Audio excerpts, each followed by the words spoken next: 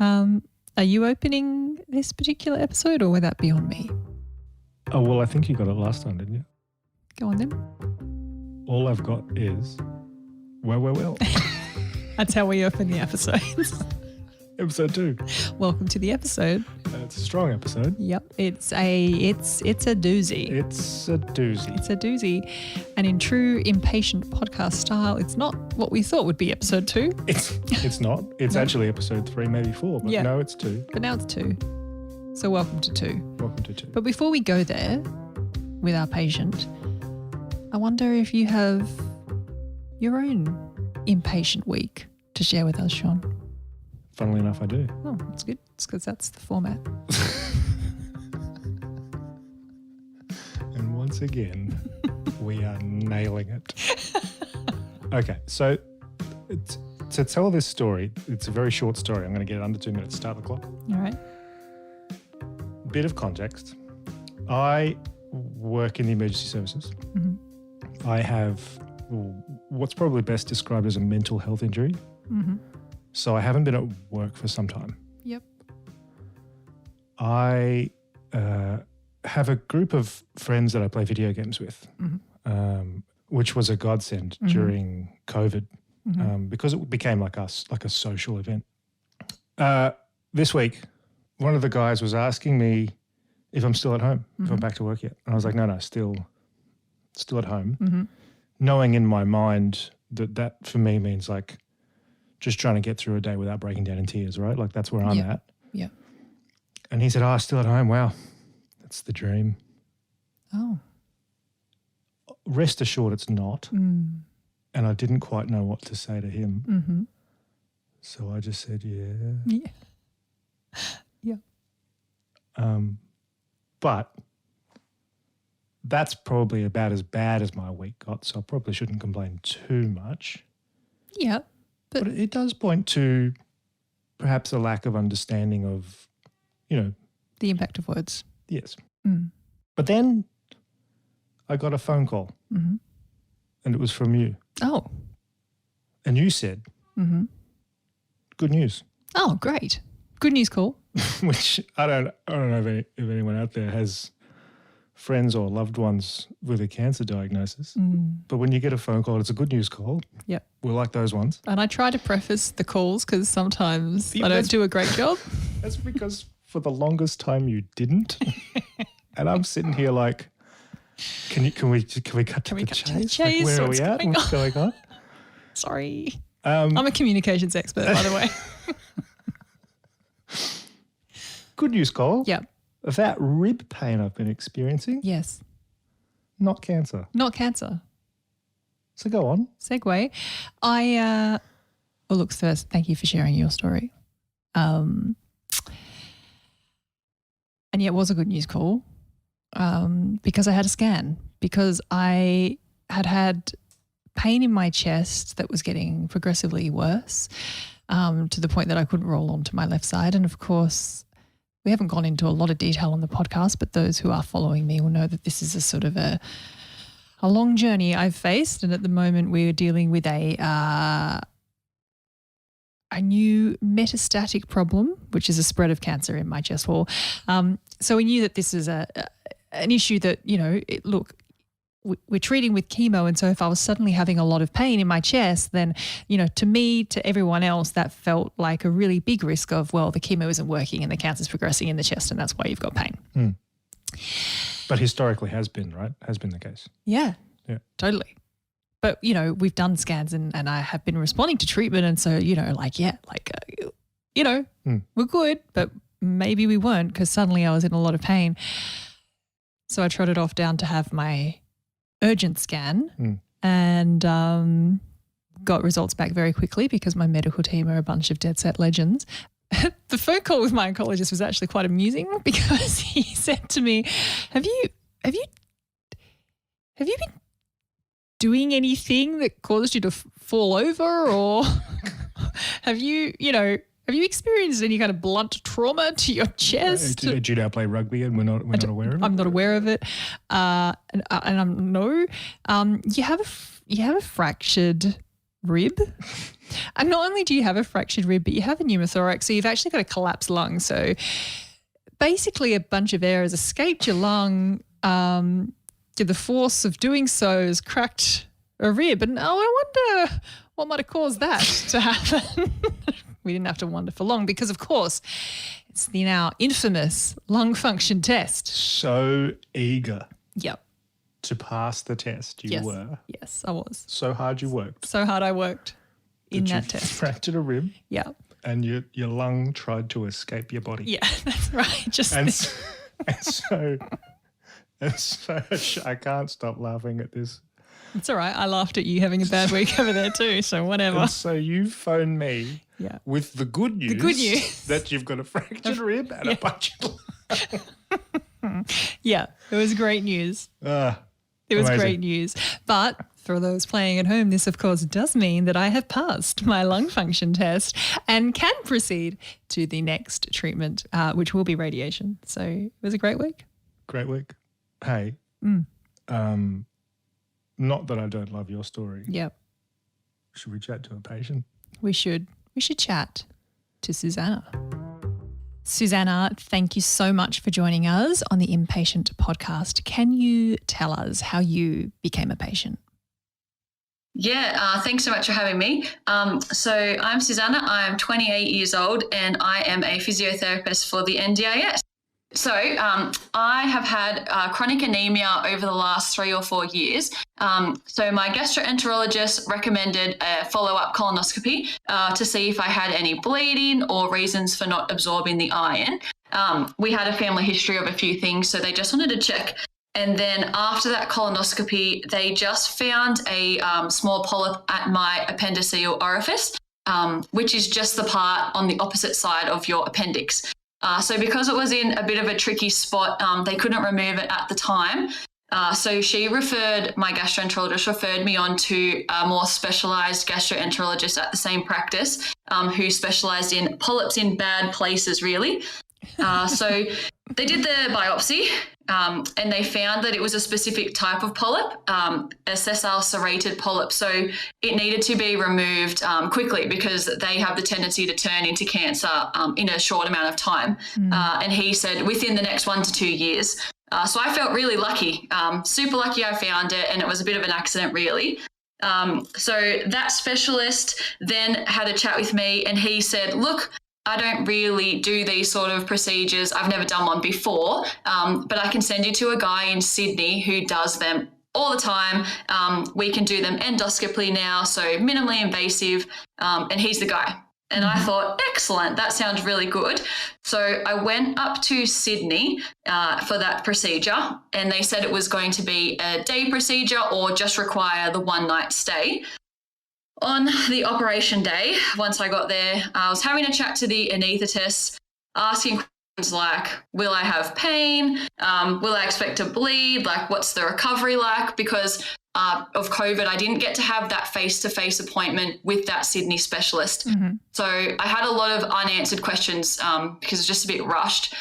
So on the day, I got to ask the question to the anaesthetist, but once I got wheeled into theatre, the next thing I remember was waking up after the surgery. So I was really upset I missed that window to actually meet the guy face-to-face who was doing the op and ask questions. So I wake up, next minute, all awake, vomiting everywhere, having some pain, which I thought might be normal, but I didn't know. Because I didn't get cut externally, it was all just internal. I seriously had no idea what to expect pain-wise. I also had no idea about like toileting expectations or like should I be bleeding from there when I go to the bathroom. I seriously had no idea what to expect. So I tried to get a hold of the nurses and I got put on a gyno ward. So they specialised in like hysterectomies or women with birth complications and all these other things. So the nurse I spoke to, she said, sorry, darling, like we don't know what you've had done and we don't know about gastro stuff at all.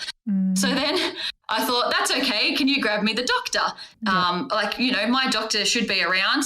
He was the head of the clinic that hospital I was at. And she said, yep, sure, we'll try get someone. And no one came. The nurses later told me that they were communicating via the phone. So if I had queries, they were ringing the team, but I, again, never had any face-to-face contact from any form of doctor or anyone in the gastro team to ask the questions. Did you get the sense when the nurses are having a phone conversation with the doctor, like maybe just pass the phone over so you could have a conversation with the doctor? Yeah, like, I mean, when I was in there, I didn't even think of that, but that would have been really great. I would have loved to just talk to them personally so I could relay like my worries and they could tell me exactly what was happening rather than sort of having a messenger and telling me. Yeah. I was really isolated. I felt away from the people who I needed to be able to access for questions. Even just for like 2 seconds, like, should I have pain? Like, should I be toileting? Like, what if there's blood? Is that normal? Can I eat? Why can't I eat? Yeah. But then I got discharged on a round of antibiotics. They lasted about 10 days. I didn't know why I was on antibiotics. I didn't know if that was protocol. I didn't know if it was because they were worried about infection or something, or because I had pain, if it related to that. I seriously just, again, not sure why, but I couldn't even access my surgeon pre or post-op. So, I certainly didn't have a chance once I got discharged either. Yep. And plus I was interstate, so I went back home to Canberra from Sydney.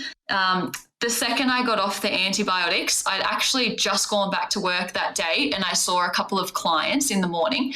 And I remember getting home for lunch and I just crashed on the lounge. So I couldn't get up. I felt like 1,000 kilos. My heart rate went to like over 130 beats per minute at rest. My temperature went to over 39. I was really dizzy, felt like I was going to throw up.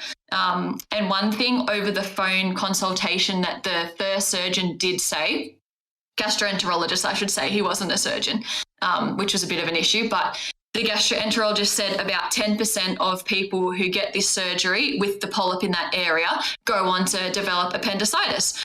So I thought, oh, shit, like I'm that 10%, great. So I knew to go to hospital. So I presented to the emergency department at the Canberra hospital. The first thing they did was CT, bloods, stool samples. So after the CT, I'm going to call him Bob, but that's not his name. Bob was the treating doctor on ED that day. And I quote, like, that is the weirdest CT I have ever seen.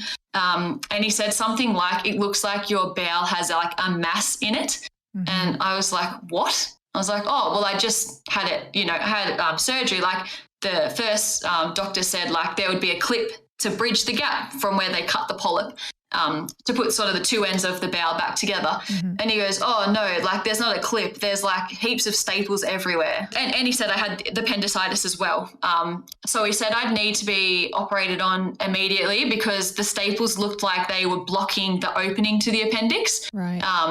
So he said, well, you're at a risk of the appendix bursting, which means you'd get a large infection. So he was really keen to get it going. But at the time, I was, again, still expecting at worst an appendectomy to just remove the appendix via the laparoscopic procedure, like 3 little keyholes. Yep. And then he sort of sat me down, pulled the curtain with my husband there, and he was like, look, he's like, you might need that, but he's like, looking at the state of your CT scan, he's like, you're going to need a much bigger surgery. I was like, oh, what do you mean? And he's like, well, because the bowel tissue's just been cut into, it's inflamed and it looks damaged as well due to the staples moving, and there's a big mass of something we won't know till we get in there. Right. And he said, so he's like, the senior guys above me will tell you that it's just going to be a basic surgery. He's like, but I think you're going to need a laparotomy guided by the keyhole surgery as well. So I think you're going to end up having 4 cuts. But the surgery could even be larger than that, because if your first surgery has caused more extensive damage than we think, we can't operate on inflamed tissue, because if we cut through it or we try to staple that back together, you're at a higher risk of a bowel perforation.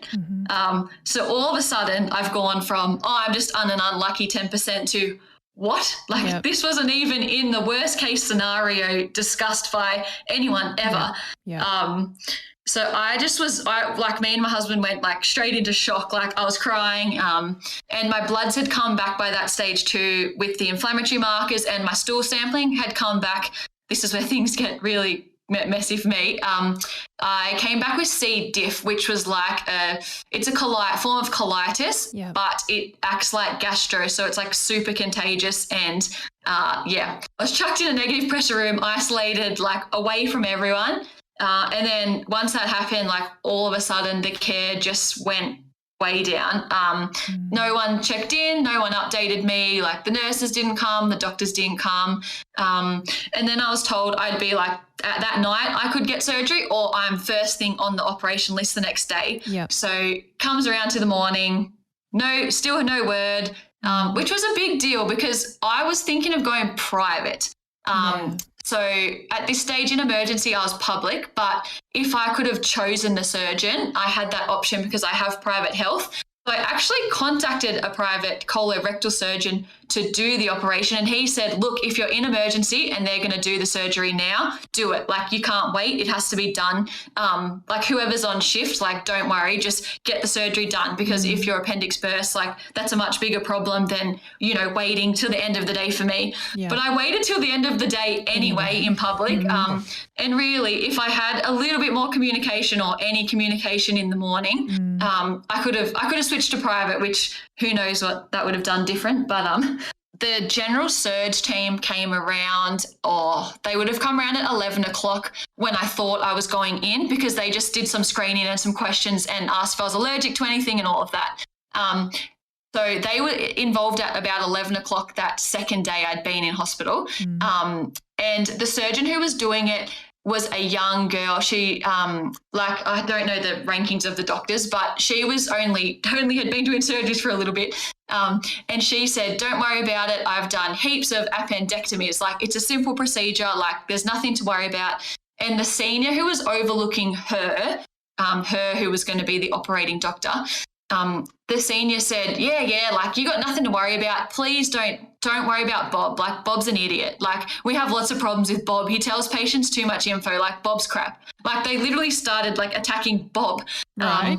And whilst I wasn't impressed with Bob giving me blunt, hard truth all at once, I actually really respect that he told me, like, from a medical point of view, their train of thought. And Bob ended up being 100% correct. So all these other doctors who I had way less interaction with than Mr. Bob, they were telling me exactly how it is. And I thought, you haven't even asked me how I'm feeling, what's going on. I haven't chatted to you about the first procedure.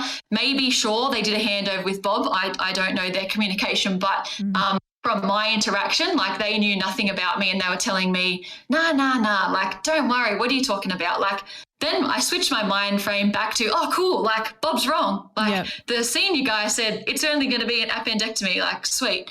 So I went into theatre and they prepped me, whatever. And then I remember waking up and, oh, my God, I thought I knew what feeling sick was like, but, oh, my God, it was the worst, like, the most painful, traumatic. Like, I remember I was trying to, like, escape my body.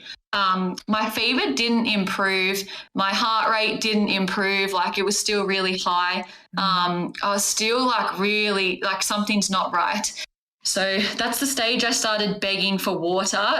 So I was nil by mouth again for the whole 3 days. And they had put me on 63 mils of water per hour just via a drip. And I woke up as well, like, with the NG tube, which I wasn't expecting. Yep. And so that's a tube that kind of goes into your stomach to feed you? Yeah, it goes up through my nose and, like, through the back of your throat to go into my stomach. For me, it wasn't for feed, it was for draining my stomach contents. Okay. So every 20 minutes they were sucking my stomach contents out of my nose, basically. Yep, beautiful.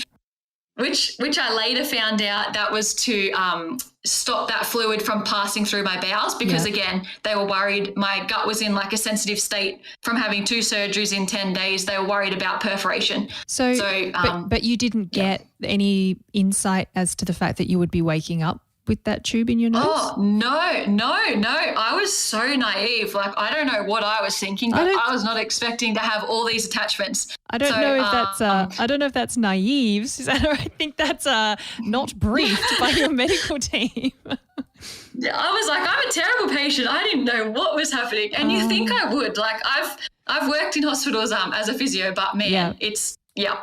And then the other surprise was I woke up with my 4 incisions. So I had sort of thought in the back of my mind that might happen. But then after chatting to the team that was actually operating, not Bob, they said, no way, you're not going to have the big surgery. And anyway, I woke up sure enough with the bigger surgery. We went from removing a precancerous polyp, being lucky, to like a bit of a mess. A lot of a mess from the sound of it. Yeah. So that was just really confusing at the time. You know, I was so dehydrated, like a basic thing. You'd think, oh, she's nil by mouth, which means all of her fluid demands need to be from this drip. Like the IV is the only way she's getting fluid. Or, oh, she's got a fever. Like she's sweating profusely every day. Like she's losing more fluid than we're giving her per hour.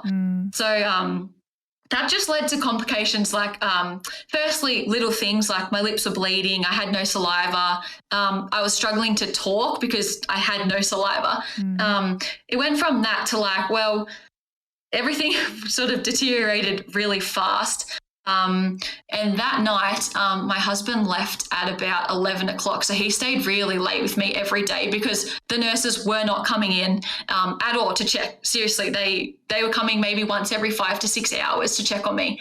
So that night was literally the worst night of my life. When I turned for the worst again, I called him at about 11:30, like he'd just gotten home. I said, like, you need to come. Like, I'm losing my ability to speak. Feel so bad. Like my fever's going up. I can't concentrate. I'm about to pass out. Like I feel like I'm fading away. Like I seriously think I'm going to die. I never thought I'd feel that feeling for a long time, but I felt it that night. So he raced over. And he came to the hospital, and thank God we were lucky. Bob just happened to be floating around on the ward for other clients. And I was calling the nurse button for hours, like nurse, nurse, nurse, and no one was coming that whole lead up. Anyway, so my husband got there before the nurse got to me, but he grabbed Bob and he said, Bob, like, look, she's saying she's deteriorating. Like she can feel herself like going, like she can't even keep her eyes open. Yeah. Like her fever's going. No one's come around. No one knows can tell her what's going on. And she's been sick with the exact same symptoms as ED for 3 days, and no one's changing anything with the care. Yeah. So Bob raced in because Bob, again, knew my history a little bit from ED, thank God. So he just did 3 different types of antibiotics he started hitting me with. And then he said, we need to get you to CT like right now. Like you could be leaking from your operation site. And I thought, what? Like, you've got to be kidding. Like, what do you mean I could be leaking? And what does that mean? Like, if I leak from my op site, what does it mean? He's like, well, I'll be prepping you in the next couple of hours for your 3rd surgery. And I was just like, but no, Bob, this wasn't a part of the deal either. Like, this isn't what anyone said would happen. So then I thought, am I being like over the top? Like, is the pain, like, am I just soft? Like, am I just feeling pain really bad? But no, the CT scan showed peritonitis. Peritonitis is like an abdominal cavity infection. So I had infection in my bowel, and then I had infection through my entire abdominal cavity. So then it went full emergency stations again, and Bob's just upped all the bags of IV, and he said, if your fever and your heart rate isn't reducing after about 3 to 4 hours, first thing in the morning when the doctors come and do their rounds, he's like, we're still going to put you under because you're going to have a clean out. So they'll just wash everything around your organs and your intestines, wash out the germs basically. So I was thinking, you're telling me you have to cut straight back through that middle cut? Like, no. So anyway, I was freaking out. The other thing that freaked me out was like, oh God, like who's going to be good operating at 6 o'clock in the morning? Or I was like, there's going to be a random person. Like, I don't know who they are. They don't know who I am. And I don't know who functions good at 6 a.m. That is not the shift for the premium surgeon. Bob, I don't know if you're busy, but I'm going to need you to get some coffee, mate. Yeah. Exactly. I was like, unless The Rock is doing the surgery, I think he's the only person that functions at like 4 a.m. But like, I did not want a different, anyway, so that was just another round of stress and anxiety. Yeah. On top of everything. And then the other thing that really upset me, and I didn't sleep barely any night I was there, not just because I needed medication every 20 minutes, but I just had no trust. The nurses actually missed a whole type of antibiotic. I was paying attention to what they were giving me because I was zero trust at this point as well. They called out the name. So before they give you a new drug or something, they ask me my name and date of birth. Yep. And then they call out to the other nurse who was in the room as well what they were actually giving me. Yep. So I could take note of exactly what I was getting. Anyway, I heard Bob say the 3 types that I needed, and they did 2 types. They gave me 3 loads, but they doubled up on one of the types of antibiotic. And I was like, oh, you didn't give me the gentamicin. They're like, yes, we did. I'm like, nah, like you didn't call it out. I heard. They're like, yeah, we did. This is again, 3:00 in the morning. Like, I don't know how anyone functions at 3 a.m. But yeah, they missed an antibiotic. So Bob comes in and he's like, nope, you've missed the gentamicin. So I was like, well, again, this is the difference between if I don't clear this infection, hitting it with a broad spectrum of antibiotics, I go to surgery 3 again. Like, you know, all roads lead to Shitsville, really. So you were clearly functioning at 3 a.m. So I'm going to be calling you in. The next time I'm in hospital, I'm phoning you, Susannah. Near-death experience, man. I was like, I'm going to die. So if I don't pay attention, I'm going to die. This is crazy. Anyway, I was just freaking out. So I was paying attention, but it caught up to me not sleeping for 8 days. I was a mess afterwards. Yeah. But anyway, they started the antibiotics. Something good finally happened, and he said, nah, you've improved enough that we don't need to do the surgery first thing in the morning to wash you out, unless you take a bad turn again. So they kept the antibiotics going for another 4 days, I think. Like I'm talking about like probably 20 to 50 bags a day, which then I developed thrush as well. And then I had all these other problems from all the antibiotics. Again, the doctor didn't pick that up. Someone actually came and checked and they go, nah, you're all good. And then it got worse. And then another doctor came like, oh, yes, we need to give you cream for that. So just like little things again, it's like, how many times do I need to flag? Like there's an issue, like you're not listening to me. And then again, I got to like day 4 or 5 and again, the care was still really poor. Not just the nurse's fault. I know how understaffed they were because I was asking them what their patient ratio was. So again, I never had a nurse respond to the buzzer within like an hour ever. They never came. So the amount of times I toileted in the bed and just sat in it, which was traumatizing because for me, I was like, oh no, like I'm super contagious and I've got all these bugs. Like I don't want to sit in it. And then the next problem, which I didn't think of at all at the time, was that no one had offered me a shower and no one had offered me a bed bath. So we were literally up to day 6 by this stage and I hadn't brushed my teeth or had any form of hygiene for almost a week. I just cannot fathom that. I just can't believe that. Like as someone who's been in a hospital bed, right? And you see them come in with the bed bath stuff and you're like, oh, I don't want to have a bed. No, we'll be having a bed bath. Oh, great, you know. But to not exactly. That. And that was the thing. Like I didn't think about it because I was so worried about avoiding a third procedure. I was so worried. I was like, let's get the temperature down. Let's get the heart rate down. Let's like get your deep breaths happening because I was quite short of breath, which is totally normal. I understand, but I couldn't get out of bed because I was so like, I felt so sick. I could not even sit over the edge of the bed. The other thing that really sort of helped along the way was not just my husband helping, but my mother-in-law was an ICU nurse for nearly 40 years. So on about day 3, when I was still declining, she actually came down from the coast. She came down to Canberra and she actually started doing things. Like all the junior doctors were on basically. At the time. And I was told by one of the nurses or a doctor, I can't remember who told me, but they said it's common for the junior the junior doctors to be on shift or be brand new at the ward that they're on in February and March, which was when I was in there. It's like the either changeover of rotation or they've just started in the hospital. So apparently February in New South Wales at least is like the time where you get a big shift of people. So potentially that contributed as well to the sort of lack of care or inaction that happened along the way, whether the junior doctors were worried about making a mistake or worried about going over a more senior doctor's head, changing my fluids from 63 mils. Like that's what they put me on straight after surgery, day 0. Yeah. The fact that you couldn't clinically think that when my situation changed that the, instructions needed to change. Like I'm not sure why there's such a gap, with care there.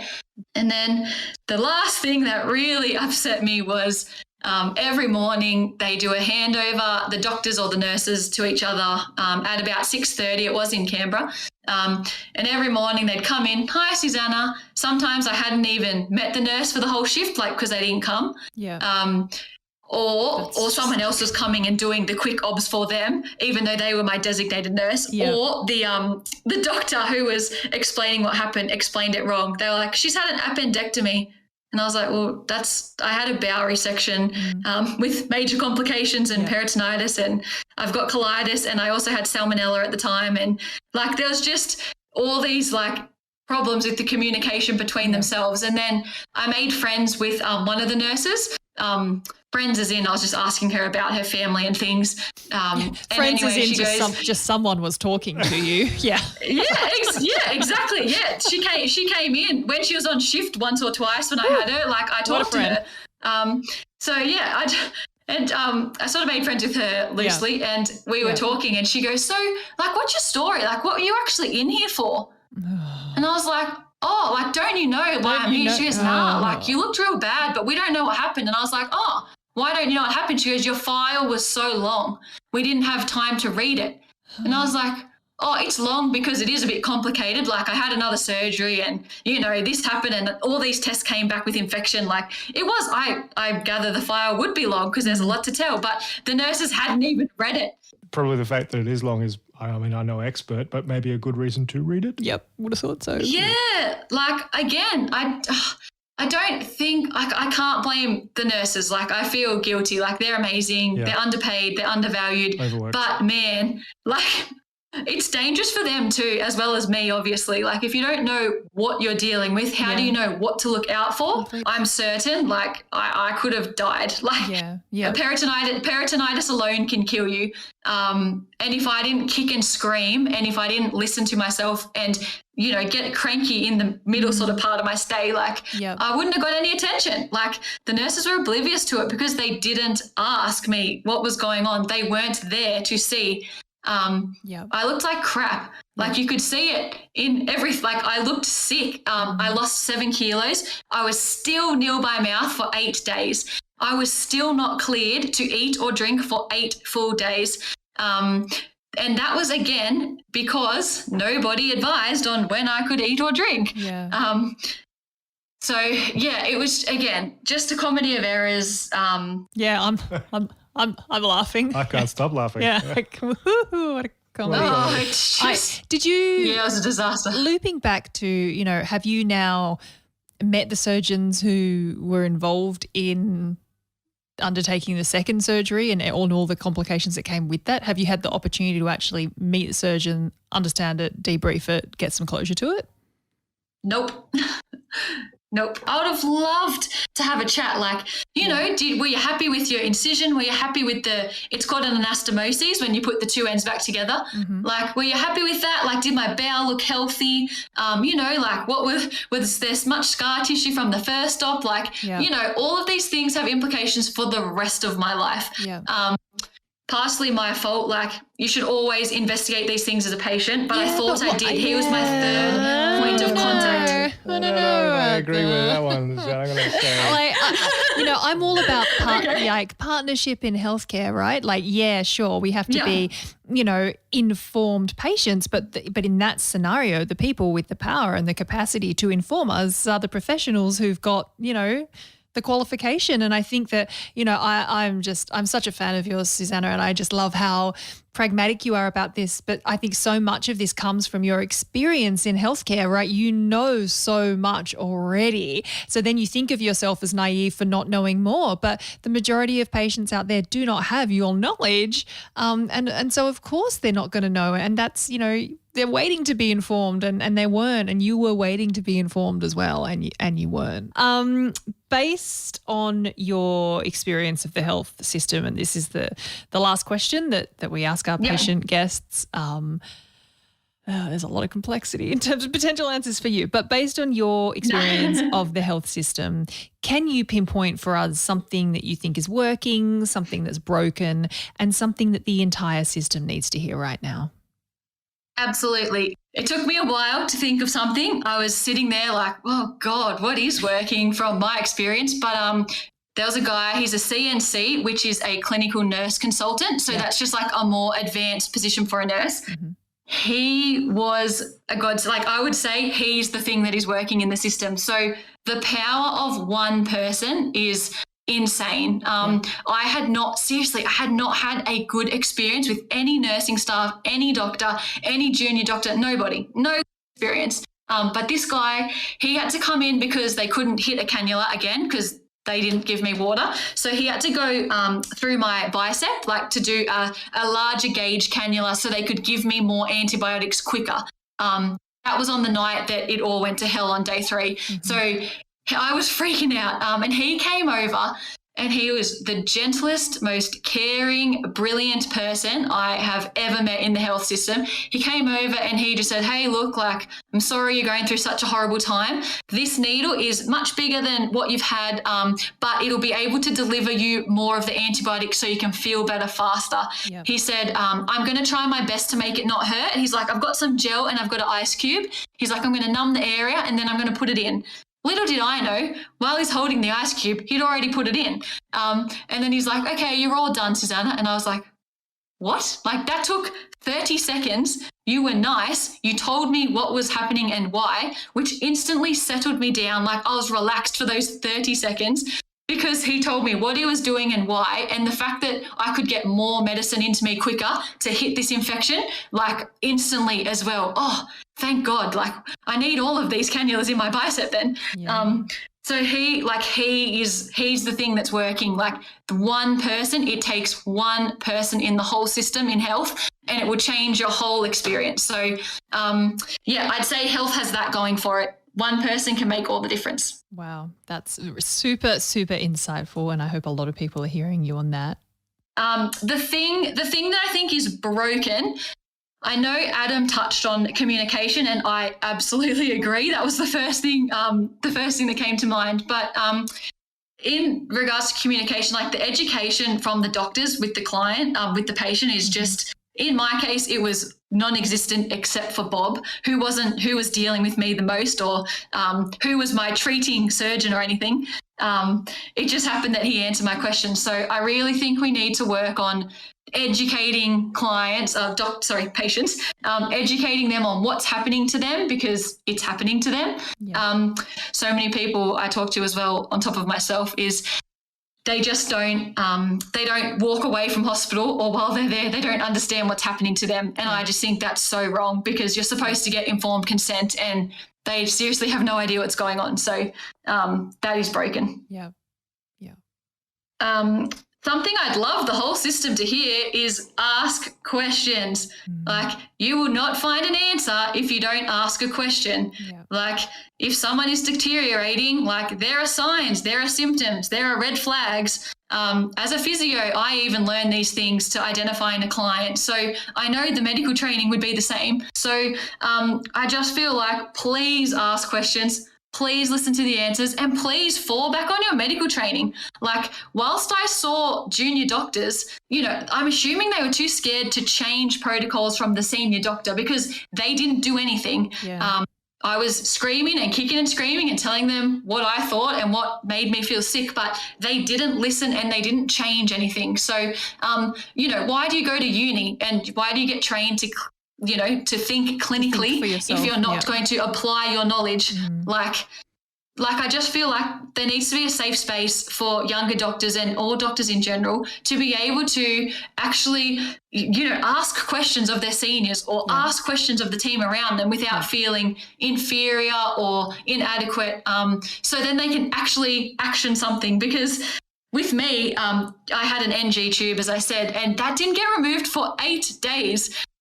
Which meant I couldn't eat for 8 days. So that could have been taken out a few days earlier, as the treating surgeon, his team who came in on the last day said, that inaction and not thinking clinically, like that led to other consequences that were harmful to me. So inaction can be just as bad as wrong action. Oh, wow. So insightful. I just wish that the insights that you have into this system didn't come from such a traumatic and horrendous experience for you, Susannah. But I'm so grateful you shared it with us. Thank you so much for having me. You guys are legends. I've taken up a lot of time chatting with you today, so thank you for being so patient. And you guys are like super inspirational in your own right. And I follow you guys. So thank you for giving me the feeling of empowerment that I can speak and that my own experience is legitimate and I don't have to be ashamed or compare it, and it's not a competition and who's sicker or who's had a crappier time. Like, it's not about that. It's just about sharing an experience so everyone can benefit. So thank you so much.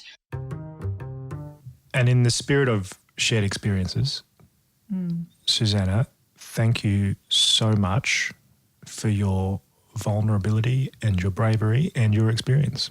Yeah. Here. Do you know the thing I think I found most depressing? I don't know why we're measuring that, but here we are. About that story is, there's a lot to unpack, but Susannah's telling us the thing that she thinks is working in the medical system is quite literally a dude just doing his job. Yeah. That to me is a real obvious measure of a system that maybe is not working as perhaps it was intended. Yes. And on that point, the impact that a single person can have on any patient in any healthcare system, as Susannah rightly says, is profound. And that I've experienced that. I think you've experienced that. Definitely. I'm sure there's countless patients that have also. So that point hits hard for me. I could not agree more. And, building on that, I think her statement about inaction is just as bad as wrong action is a statement in support of that point of view also, because I feel like, there are many opportunities for us to do better at what we do, and not doing that and just staying in our lane, kind of being inactive and not chasing improvement is just pretty much going to yield the same results, really. So if we're looking for change, if we're looking for progress, if we're looking for improvement, we need to make that part of our everyday. Segway is the name of that contrary two-wheeled contraption. Oh, yeah. That's a good point. That some people ride around on. I wonder if our next guest has one. I don't think we got a chance to ask him. We should have. Look. It felt to us like the most appropriate sort of professional to speak to, having heard Susannah's experience, was a colorectal surgeon. Yeah, and I, incidentally, funnily enough, I knew one. Cut to. Please, casually introduce via a little soundbite of our infamous theme song. I shall. Feel smart, colorectal surgeon. And he is the man, the only man who has stuck a camera both up the bottom of myself and Sean. So that's his claim to fame. And feel smart. If you would like to offer any further introduction to yourself, we welcome you now. I think it is very important for the audience that we address this very specific point. And please. I would say, try and imagine the meal you had 15 meals ago and what it was like. Mm-hmm. And I had a very clever mentor who told me one day, he said, after 30,000 bottoms, they all look the same. So even if you tried to remember what someone's specific bottom even look like, it's not going to happen. So well, that's disappointing mostly. Unfortunately, we're all the same. Thank you for the clarification. And thank you for joining us today. We really appreciate it. Pleasure. Now, you've had the opportunity to listen to Susannah's story, obviously, and we are just so fortunate that a patient who has been through quite a traumatic experience has taken the time to share it with us and acknowledge the fact that doing so has given her just an opportunity to kind of get some closure to an experience that for her was a lot, and I think that we could agree that upon listening to it that it was a lot. And I guess in welcoming you to the podcast today, what we're trying to achieve is obviously not to address Susannah's specific issues, which she quite rightly pointed out were, hers to own and to process and to work through. But I think what we have learned from Susannah's sharing is that there are some fundamental issues with communication issues that have already been raised on this podcast by other patients. And more broadly, I think system-based issues that we could probably just get some insight from you in terms of what it's like to be on the other side of the system. And that's our thinking in welcoming you here today. So I just wondered whether you just could give us some high-level takes on your interpretation of Susannah's story and other sort of equivalent complication-based stories in terms of what happens in our health system when we just try to do the things that you're doing every day. Well, it's interesting. I mean, we were talking briefly before this about, I can deeply empathise with the story because, I think literally in the middle of me listening to that interview, I was on the phone with not a directly analogous situation, but something very similar to have a patient in another hospital that I'm looking after. There's lots going on and lots of discussion back and forth about communication. And I was kind of reflecting on it because I'm like, I am that story right now. And, I think I would say two things that there's no question that experience at a patient level is horrendously traumatic. I mean, I think I can, sort of you wonder sometimes about the kind of fortitude of people when they're in that sort of situation. And COVID has really compounded that to much higher level because, we have this experience that's unprecedented where patients' families are barred from the hospital. So right in the middle of going through that experience where, I think we definitely rely on families and then it's sort of doubled down because you've got a patient who has had an unexpected outcome. There's obviously a lot of uncertainty in that context. And I think that is a very challenging situation. I think communication, is the foundation of a lot of medical school kind of teaching, but yet day to day and, really in the trenches and things like that, there are, particularly where there are so many different strains and different directions, unfortunately is one of those things that gets lost because, maybe it's not valued as much as we all think it should be. And so, maybe we can talk about some of those other pressures and things like that. But I mean, I think initially, it's just an acknowledgement that first of all, clinicians, to a level that we don't acknowledge, you learn so much from your patients. I think some of the best medical care I've learned is from listening to patients either solve their own problems, or they talk to other patients, or they find other doctors, and it's definitely a two-way conversation.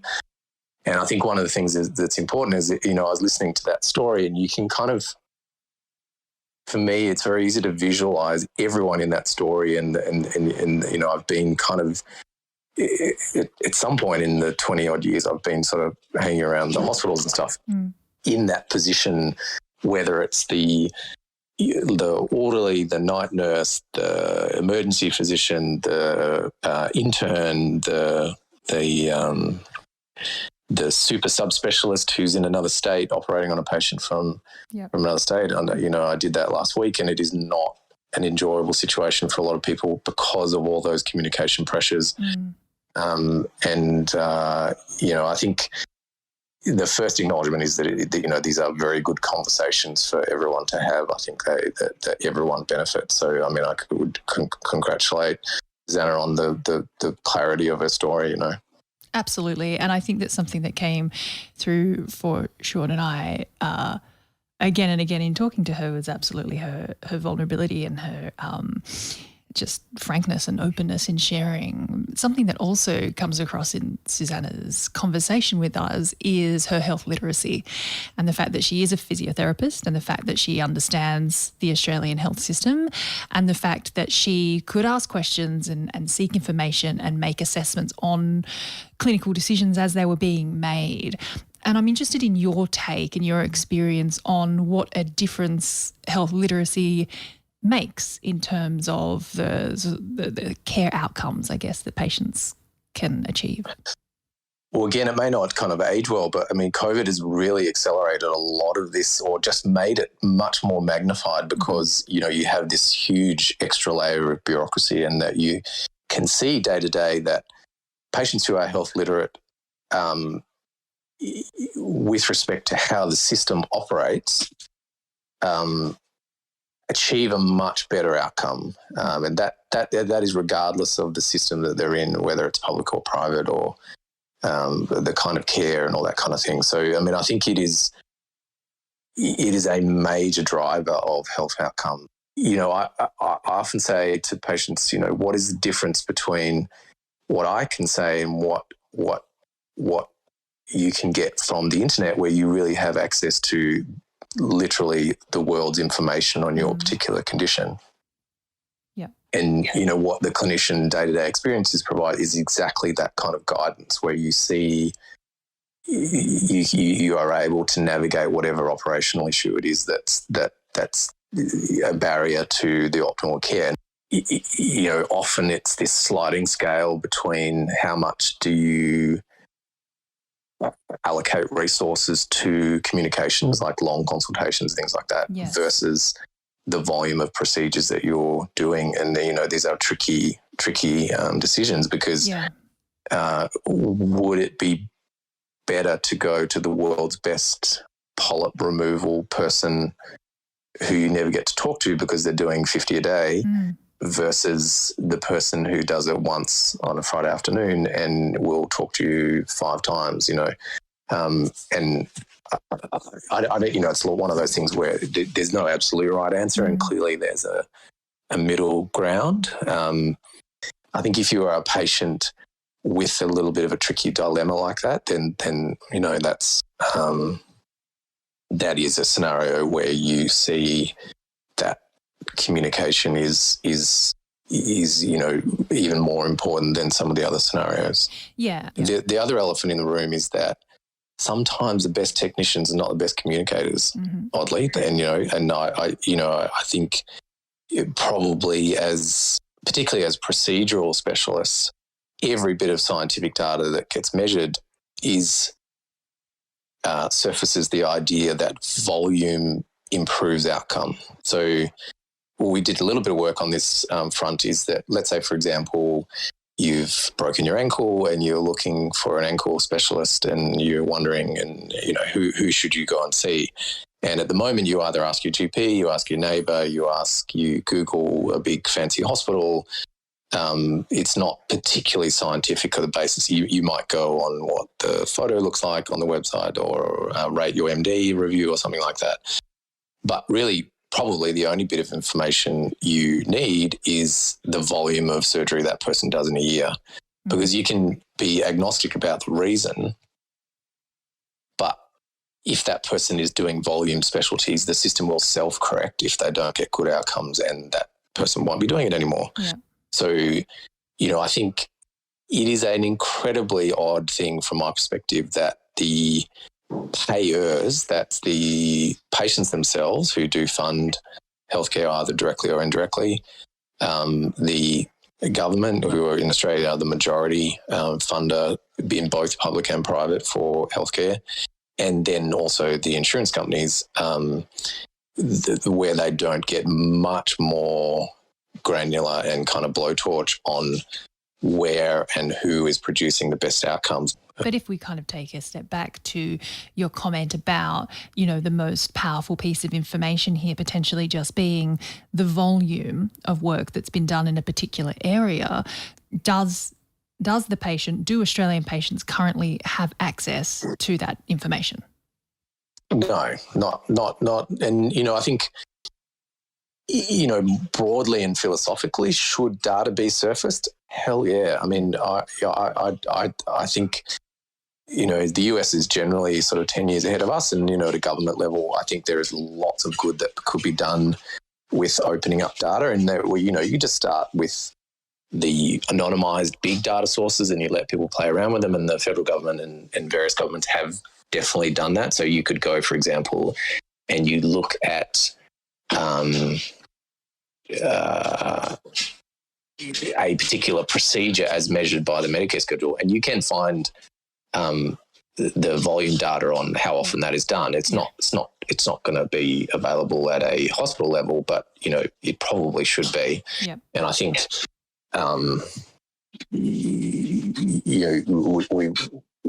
we as health, on the patient side, it would be very nice to have that access to that information, and it does need to be filtered, because data can be gamed, and high risk patients can be denied care and stuff like that. So it has to be very carefully curated. But I think it really should be surfaced, and maybe the avenue is through My Health Record or something like that. But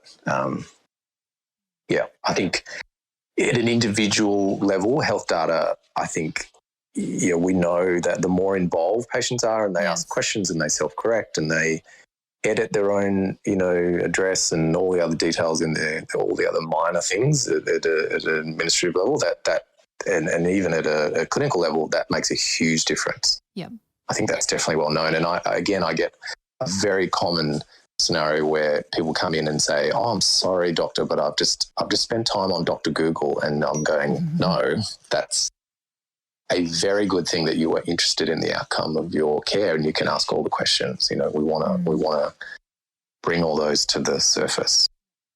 If I don't know if this is a question so much as it's a statement, but if we're willing to acknowledge that a patient's degree of medical literacy will have an impact on their outcome, like it seems, I don't know if I'm just not understanding, but I'm kind of astonished that we're willing to define that in any way as a success. Like that's, if we leave room for a patient not to speak up and therefore not have the outcome, like that's not successful in my mind.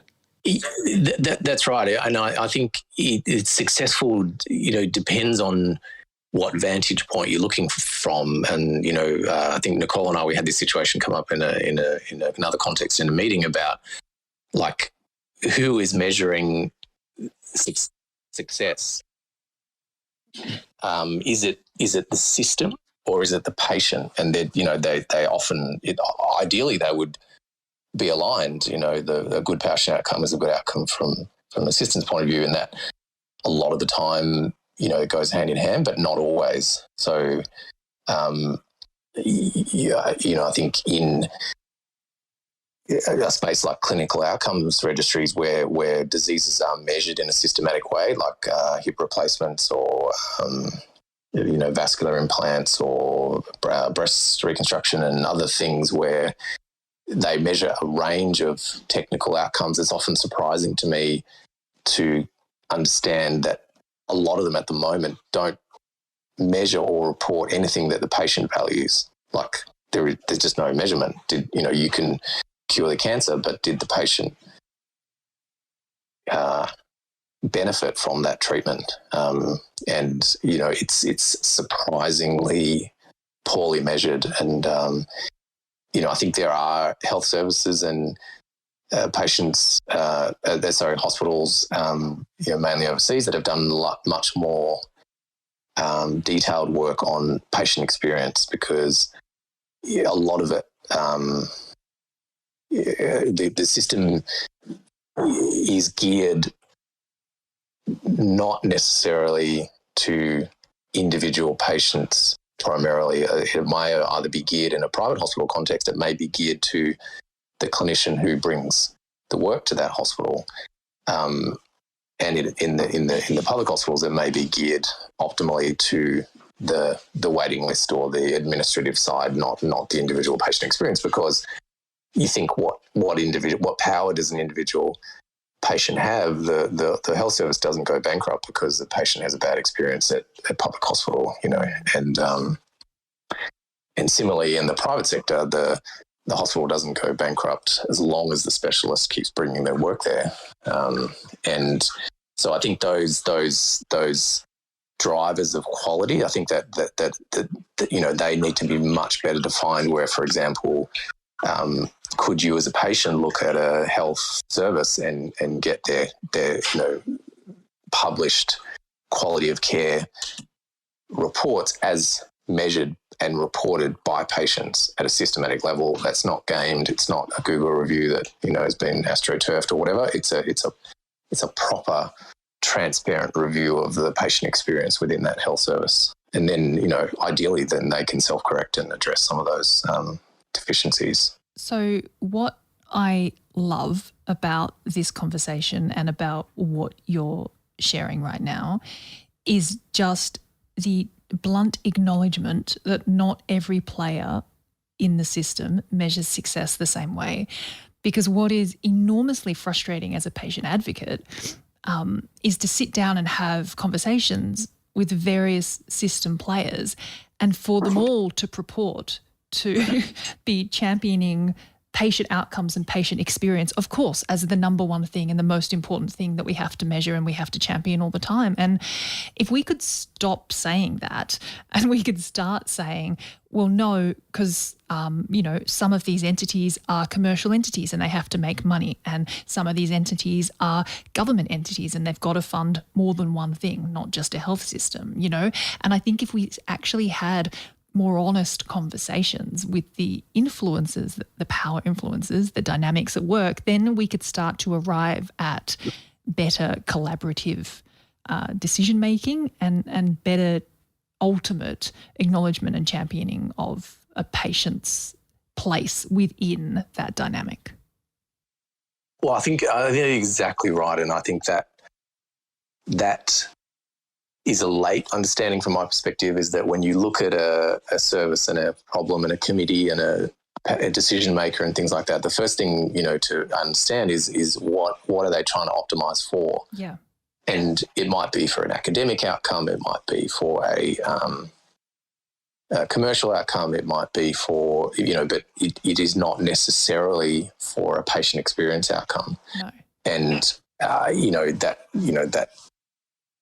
that may or may not be correct according to the person who's asking the question. But, as we've talked about, I think that the key phrase, even though it sort of sounds like a cliche, it's definitely a matter of health literacy. The first step is just sort of defining, okay, what is the current system that we've created and how do you navigate through it, and what are the compromises that have been made and we are extremely lucky, or not say lucky, but we have got overall a fairly equitable system that does perform well on all of the standards that it seems to be measured by. But can it do better? Hell yeah. I mean, and I think the missing ingredient is definitely evening out the the probably historic kind of differences between the system itself and the people it's trying to kind of serve. Mm-hmm. So, I think the simple things as an individual patient, it's definitely about doing your research, getting your making sure that you can work out how to get the conversation with the specialist you want to ask the questions for, where to get, access to your own health information. I mean, that's, as a specialist, that's one of the most common day-to-day tasks we do is just, you need a PhD in cracking into health systems to get information out, whether it's just a simple blood test that was done 6 months ago that no one can access. Yeah. And then some patients walk in with a folder and it's all there. Yeah. So yeah, it's definitely a two-way conversation in its optimal sort of format. It is, but I feel like health literacy is enabled by health system honesty and accountability. And I think that until we have that piece to sort of say, for the system itself, again, to acknowledge that, its path to digital is quite broken at the moment. And, Absolutely. it's very difficult to achieve. You can't, and if you're having trouble and yourself and your administrative team who navigate this system every day, well, then what possible hope has a patient got to empower themselves within the system, to seek the information that is actually their own, to navigate these government websites and download their files, or private path sites or what have you? Your local hospital will almost, you have to do an FOI request to get your own record, and you have a blood test, and you're the last to know what the result is. Totally. I mean, it's absurd, and I think, specifically to colorectal cancer, and specifically to our local context, which is Victoria. I mean, as of today, it's surprising how simple changes can have a huge, would potentially have a huge impact. And one of the things, for example, that is just, it would cost about $1.50 to implement is a publicly available colonoscopy waiting list. Mm-hmm. So as it stands today, if you go to a health service and you need a colonoscopy and I request that colonoscopy, there is literally no way I can find out how many people are there ahead of you, what the time frame is, and how it's categorized. It just doesn't exist. And why does that not exist when it's available for your cataract, it's available for your heart bypass, but it's not available for your colonoscopy? Mm. So, as a health, if I was, an alien from space and I needed a colonoscopy and I came to Victoria, I'd be like, well, why can't you even tell me how long it's going to take? Yeah, amazing. That's nuts, really. Yeah. If I ask you, as a very experienced surgeon and navigator of our system and of our realities, and then also as I have experienced, quite a vocal advocate of patients and their needs. If I asked you personally for the one thing that we could be doing or should be doing, is it the colonoscopy waiting list, or at a system level, what is the simple thing that would make a difference? And I think I'm thinking particularly about the communication problem, because it's been raised so consistently in our sort of 2 out of 2 guests so far on the Impatient podcast, and more broadly in the community by patients every day. I mean, kind of as you're talking there, I'm scanning through the list of 25 things that I would love to implement. I think,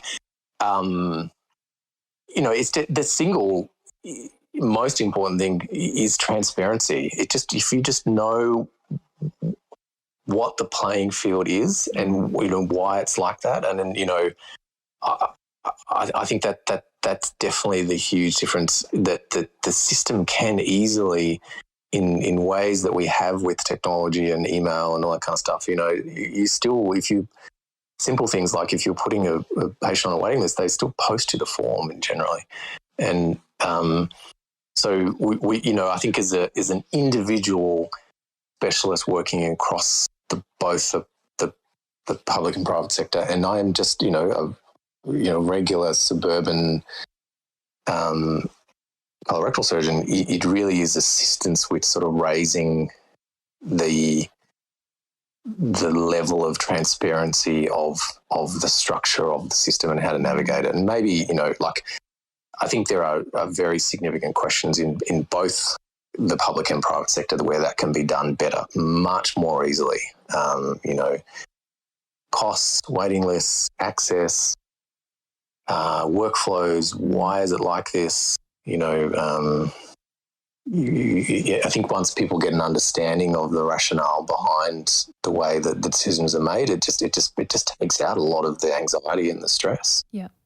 Yeah. So, I think there are many instances where in Susannah's story where the technical outcome, would still pass governance through the health systems. That proceduralist has a perforation, the perforation is corrected as long as that's not happening every single time and with the acceptable complication rates. That's still modern 2022 best practice care, that kind of thing. Yeah.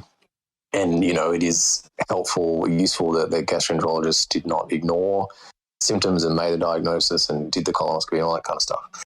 So there are lots of things where that care episode, from some aspects and vantage points of the health system, that was successful. But there are clearly some very easy and often, not particularly expensive ways where a hell of a lot of anxiety and kind of suffering and trauma and can be sort of avoided by some change within the system.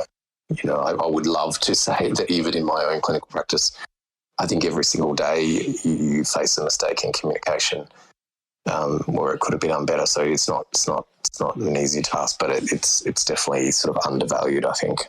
We are really grateful for your participation, Phil, and I think that we could all agree that we couldn't have more admiration and greater thanks for Susannah and her, again, just her sharing of her story, her vulnerability, and just acknowledging her, her intent. And I really relate to this sort of advocacy streak that she's had an experience and she wants to share it for the purposes of improvement and for the hope that other people don't go through that same thing. And the more that we do that, of course, the better.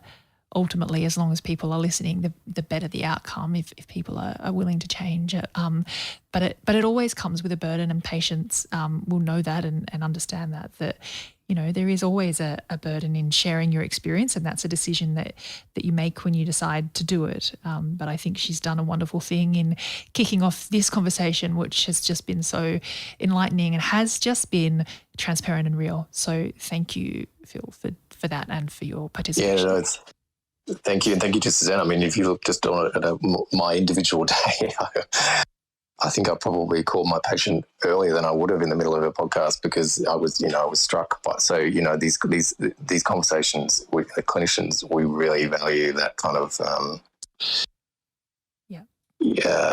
clarity of description in that experience, and hopefully we can avoid that kind of negative experience in the future. Yeah, that's awesome. And I'm sure it would mean so much to Susannah to hear that. So thank you for saying so. Amazing. Thanks. So I don't know why I'm making this a competition with myself to find the thing that depresses me most about stories that people tell us, but here we are. Go on then. The thing that depresses me most about Phil's story is that health literacy affects the outcome of a patient. Mm-hmm. To me, that is so monumentally unfair. Yes. Yep. Completely agree. I think that there are many complex reasons why health literacy is a problem, right? There are many contributing factors to why not every patient is equal in just waking up and being able to know everything they need to know about their own health and their, experience of the system, navigating the system, that gap exists for many reasons. And I think really points to the fact that given its impact on outcomes for patients, we should probably have an expert on the show who talks about health literacy.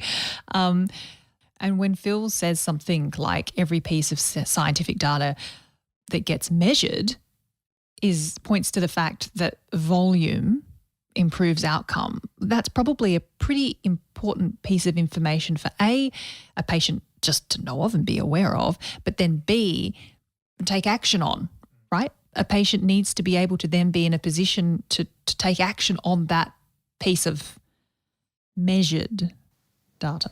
It's the key word. Measured is important.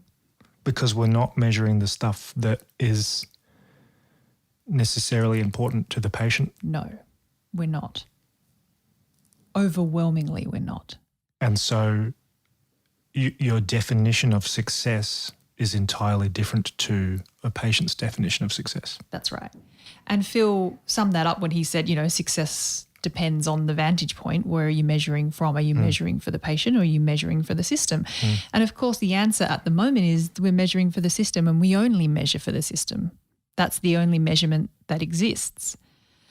And we know that overseas, because we can, compare ourselves to things that happen in other jurisdictions across the world, and we know that things like patient-reported outcomes measures, patient-reported experience measures are captured by international jurisdictions in a much more formalised way than they are done here. But I think a lot of Australians who haven't really experienced anything particularly acute or chronic within their own health system, I think Australians would be very surprised to hear that the system really has very little interest in a patient's individual experience of their care or a patient's individual view on the outcome of their care.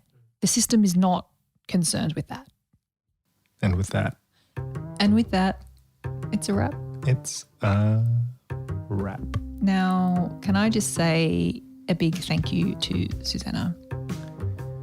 The biggest of thank yous. I don't think we could thank her enough. No. What champion. And I don't know how to say this bit. Give it a go, though. No, I don't think I'm going to leave people guessing. Okay. I wonder what he was going to say. Sounded like it might have been profound, but Great no. podcast. Joke's on you. Can we thank Phil also? We should. Thank you so much, Phil. Thanks, Phil. What a look! First medical professional to join us. Hope it's the start of the flood of medical professionals who will be contacting the Impatient podcast and saying, "Can I assist you guys? Can I join you at the table?" Tell your friends. Tell your friends. Yeah, rate and share and give us some feedback.